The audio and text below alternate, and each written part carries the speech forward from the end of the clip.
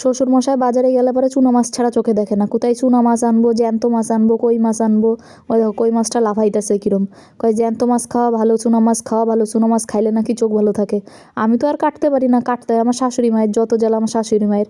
আর ওই যে শাশুড়ি মা আমার সবজি কাইটে দিতে আসে, আর ছেলেরা খাইতে দিছিলাম, তা আমার ছেলেটা এত লক্ষ্মী, ওরে কিছু খাইতে দিলে পরে ঠিক বাটি টাটি নিয়ে এসে বেসিনে রাইখে দেয়, ওর এঠেও কাউরে দিয়েও তুলতে দেয় না। আর আমিও চলে আইসি রান্নাঘরে। আর এই দেখো কটা মাছ ভাইজা নিতেছি, ছোটো মাছ খামু দেখা আমি আর আমার ছল। কারণ সেদ্ধ ভাত করছি, সেদ্ধ ভাতের সাথে কিছু ছাড়া খাওয়া যায় না, এর জন্য আমরা দুইজনে দুটো চুনা মাছ ভাইজে নিয়ে তাই সেদ্ধ ভাত দিয়ে খাইতেছে। আর আমার ছলরে বাটার টাটার দিয়ে মাখাই দিছিও, খাইতেছে। খাইয়া দেয়া চলে আইসি দুপুরবেলা রান্না করতে।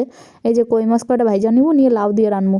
আমাদের আবার আমি আগেই কইছি সবজি ছাড়া খায় না। আর এই যে চুনো মাছের চচ্চড়ি, বেগুন ফেগুন দিয়ে একটু চচ্চড়ি করবো।